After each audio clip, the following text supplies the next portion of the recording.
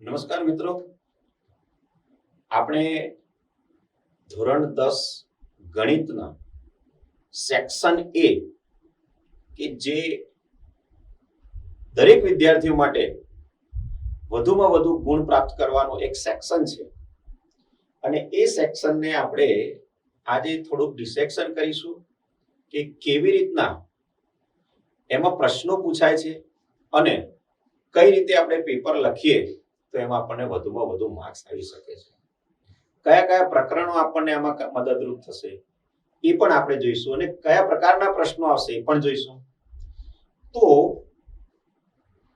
Basic ગણિત હોય કે સ્ટાન્ડર્ડ ગણિત હોય, દરેક વિભાગના બોર્ડના પેપરમાં આપણો સેક્શન એ જે છે એ 1 ગુણના પ્રશ્નો પૂછાતા હોય છે અને એમાં ટોટલ 24 પ્રશ્નો હોય છે અને પ્રશ્નોનો ક્રમાંક 1 થી 24 હોય છે અને બધા જ પ્રશ્નો ફરજિયાત લખવાના હોય છે અને આ બધા પ્રશ્નો હેતુલક્ષી છે અને દરેકનો 1 ગુણ હોય છે. હવે આ વિભાગમાં બધા હેતુલક્ષી પ્રશ્નો પૂછાય એટલે એમાં કયા કયા પ્રકારના પ્રશ્નો પૂછાઈ શકે એ પણ અહીંયા દર્શાવ્યું છે. કારણ કે એમસીક્યુ પ્રશ્ન હોય, મલ્ટિપલ ચોઇસ ક્વેશ્ચન હોય કે જેમાં પ્રશ્ન આપ્યો હોય અને 4 વિકલ્પો આપ્યા હોય A B C D, એમાંથી આપણે સાચો વિકલ્પ પસંદ કરીને જવાબ લખવાનો હોય છે. પછી 3 વિકલ્પ વાળા પ્રશ્નો પણ હોય કે ખાલી જગ્યા હોય અને એ ખાલી જગ્યા માટે બાજુમાં કૌંસમાં 3 વિકલ્પ આપ્યા હોય, એમાંથી એક વિકલ્પ પસંદ કરવાનો. ખરા ખોટા હોય કે વિધાનો આપ્યા હોય અને એ વિધાનો સાચા છે કે ખોટા એ આપણે દર્શાવવાનો હોય. એક વાક્યમાં ઉત્તર આપવાના પ્રશ્નો હોય અને જોડકા જોડો જેવા પ્રશ્ન, હેતુલક્ષી પ્રશ્નો પણ હોય છે. બીજું એ ખાસ છે કે ગયા વર્ષથી બોર્ડના પેપરમાં પ્રશ્નપત્રની અંદર જો આકૃતિ હોય, ચિત્ર હોય, નકશો હોય, આલેખ હોય અને એના આધારે કોઈ પ્રશ્ન પૂછાયા હોય તો દ્રષ્ટિહીન વિદ્યાર્થીઓ માટે એ પ્રશ્નોના વિકલ્પ તરીકે બીજો પણ એક પ્રશ્ન મૂકવામાં આવે છે. બીજું, આ વિભાગમાં બધા જ પ્રકરણમાંથી પ્રશ્નો પૂછાય છે. 1 થી 14 પ્રકરણમાંથી પ્રશ્નો પૂછાય છે. બીજું કે આ વિભાગ જ્યારે લખો છો અને જવાબ લખો છો વિભાગીયના, ત્યારે તમારે એને પ્રશ્ન કે એની રકમ લખવાની કોઈ જરૂર નથી.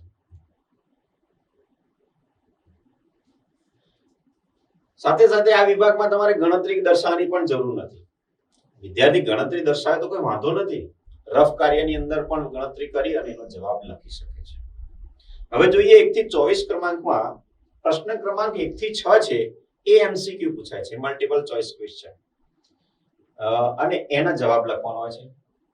હવે એક ઉદાહરણ લઈએ કે ભાઈ ઉદાહરણ એક છે, અહીંયા લખ્યું છે કે ગુસા 7 13 બરાબર ખાલી જગ્યા અને અહીંયા આપણને 4 વિકલ્પ આવ્યા છે A0 B1 C91 D7. તો વિદ્યાર્થી મિત્રોને આ જવાબ આવડતો હોય તો એને લખવો કઈ રીતના, તો આપણે જુદી જુદી રીત અહીંયા દર્શાવી છે. એક પહેલી રીત છે, તેનો જવાબ સાચો છે B. 7 અને 13 નો ગુસા 1 થાય છે એટલે જવાબ છે B. તો તમે B અને 1 લખી શકો. અથવા બીજી રીત છે, માત્ર B દર્શાવ્યો હોય તો પણ સાચું પડે, અથવા એનો સાચો જવાબ 1 તમે લખેલો હોય તો પણ એ સાચું પડે. તો આ રીતના આપણે એમસીક્યુ પ્રશ્નોને લખી શકીએ. એના પછી 1 થી 6 પ્રશ્ન એમસીક્યુ પૂછાઈ ગયા પછી 7 થી 12 ક્રમાંકના પ્રશ્નો જે છે એ કૌંસમાં 3 વિકલ્પ આપ્યા હોય. મેં અગાઉ કહ્યું એમ કે ખાલી જગ્યા આપી હોય અને એ ખાલી જગ્યાના કૌંસમાં 3 છેલ્લે વિકલ્પ આવે, એમાંથી સાચો જવાબ ગણતરી કરવાની, તો ગણતરી કરીને લખો અથવા ડાયરેક્ટ લખી શકાય. એ પ્રમાણે પ્રશ્ન ક્રમાંક 13 થી 16 છે એ ખરા કે ખોટા લખવાના હોય છે.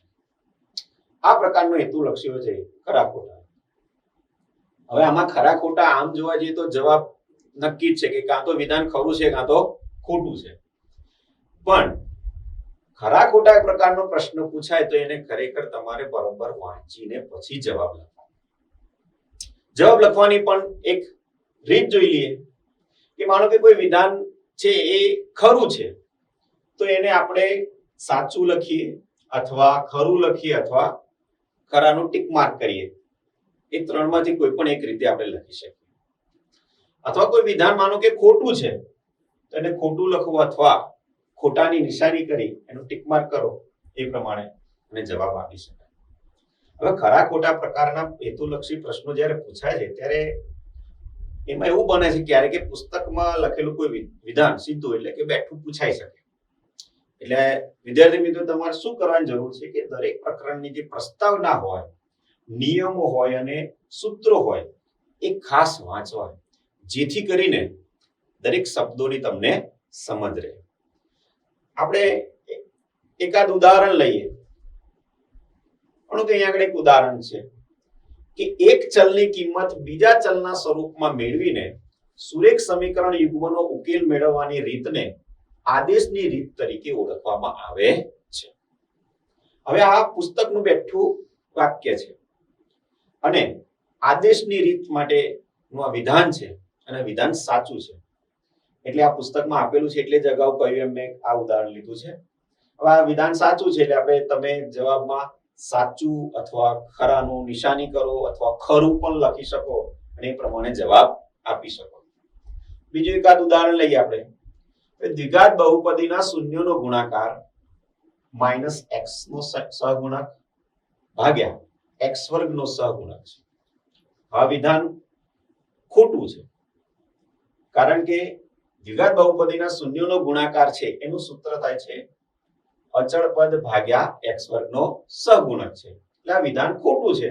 તો તમે જવાબમાં ખોટું લખો અથવા ચોકડીની નિશાની કરો એ પ્રમાણે જવાબ આપી શકાય. આ પછી પ્રશ્ન ક્રમાંક 17 થી 20 એક વાક્ય કે શબ્દ કે અંકમાં જવાબ આપો એ પ્રકારનો હેતુલક્ષી પ્રશ્ન હોય છે.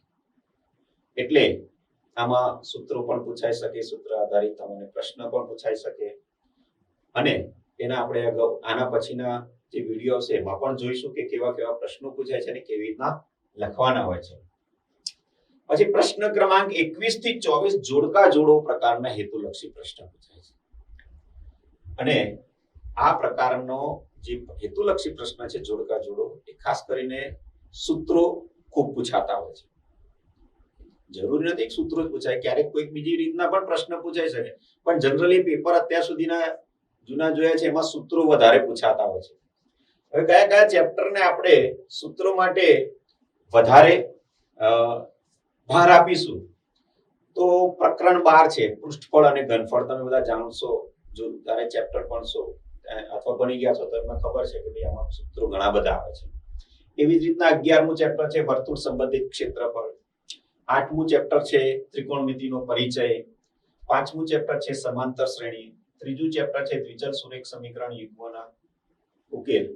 એ બધા ચેપ્ટર જે છે એના સૂત્રો ખાસ તૈયાર કરો અને બીજા અન્ય રીતે પણ જોડકા પૂછાય તો એ ગણતરી કરીને આપણે લખી શકીએ.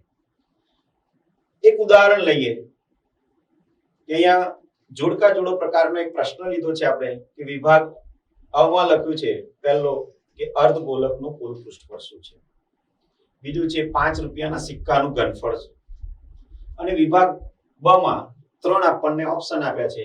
એ છે πr²h, બી tan π, સી 3πr². તો આપણે જોડવાના છે. હવે કેવી રીતના જોડવા એ પણ જોઈ લઈએ કે અર્ધગોલકનું કુલ પૃષ્ઠફળ 3πr² થાય. એટલે અહીંયા આગળ જુઓ પહેલો એક વિભાગ 1 નંબર છે એ વિભાગ બ નો એનો સાચો જોડકો છે સી. એ પ્રમાણે બીજો છે પ્રશ્ન 5 રૂપિયાના સિક્કાનું ઘનફળ. તો એનું ઘનફળ છે πr²h એટલે કે a. એટલે 1 નંબર માટે અ ના 1 નંબર માટે સી છે અને 2 નંબર માટે a છે. તો આપણે એને જોડવા કઈ રીતના?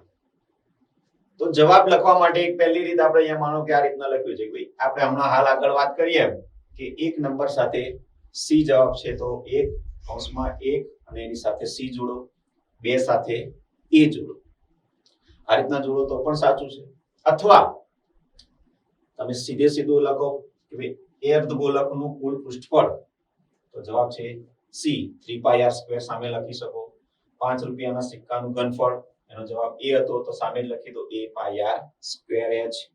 અથવા તમે અહીંયા આગળ સીધે સીધા કોષ્ટક લખ્યો હોય અને તીર મારીને પણ જોડી શકો કે a c 2 એ રીતના પણ જોડી શકો છો. આ રીતના જોડકા જોડો જોડવાની રીત પણ બતાવી, કયા ચેપ્ટરમાંથી વધુ પૂછાય છે એ પણ બતાવ્યું. તો આપણે 1 થી 24 સુધીના પ્રશ્નો તો જોયા. હવે હેતુલક્ષી પ્રશ્નોના જવાબ લખવા માટે કેટલીક શોર્ટ ટ્રીકો હોય છે. એકાદ ઉદાહરણ આપું છું, બાકીના બધી શોર્ટ ટ્રીક એના પછીના વિડીયોમાં પણ આપણે જોઈશું કે શોર્ટ ટ્રીક શા માટે વાપરવી. કે શોર્ટ ટ્રીક થી વિભાગ એમાં શું છે કે સીધો તમારે જવાબ લખવાનો હોય છે, એટલે શોર્ટ ટ્રીક થી આવડતું હોય તો શોર્ટ ટ્રીક પણ આપણે આપણા ગણિતના નિયમોને નેવે મૂકીને નથી કરવા. શોર્ટ ટ્રીક આપણે ગણિતના નિયમોને તો સાચવી જ રાખવાના છે. દાખલા તરીકે PA બરાબર 3/8 હોય તો PA બાર બરાબર ખાલી જગ્યા. તો હવે ઘટના A ની સંભાવના 3/8 છે, તો ઘટના A નહીંની સંભાવના શોધવા માટે તો PA બાર બરાબર છેદમાં 8 છે, એમાંથી અંશ બાદ કરી દો, છેદમાંથી અંશ બાદ કરી એટલે કે 8 ઓછા 3, અને છેદને એમને એમ રાખો એટલે 8 ઓછા 3 બરાબર 5, તો 5/8 આનો જવાબ આવશે. આ રીતના આપણે શોર્ટ ટ્રીક વડે પણ વિડીયોમાં આગળ જોઈશું કે જુદા જુદા પ્રશ્નો માટે શું શોર્ટ ટ્રીક હોઈ શકે. મિત્રો, છેલ્લે વાત કરીએ કે આ વિભાગ એકદમ સ્કોરિંગ વિભાગ છે બધા માટે, પ્રિય વિદ્યાર્થીઓ માટે અને જેને 80 માંથી 80 ગુણ પ્રાપ્ત કરવા છે એના માટે પણ આ સ્કોરિંગ વિભાગ છે. એટલે આ વિભાગમાંથી વધુમાં વધુ ગુણ તમને પ્રાપ્ત થાય તો પાસ થવાની સંભાવનાની સાથે સાથે વધુમાં વધુ 80 માંથી 80 ગુણ પણ પ્રાપ્ત થાય. અને ખાસ ધ્યાન રાખવાનું કે આ વિભાગમાં 24 પ્રશ્નો, પ્રશ્ન ક્રમાંક 1 થી 24 પૂછાય છે, એમાંથી એક પણ પ્રશ્નનો જવાબ લખવાનો રહી જાય નહીં. જેટલા જવાબ લખવાના રહી જશે એટલા માર્ક્સ તમારા ઓછા થશે. એટલે આ થોડું પ્લીઝ યાદ રાખવાનું કે 1 થી 24 પ્રશ્નોના જવાબ વિભાગીમાં તો લખાયેલા હોવા જ જોઈએ. Thank you.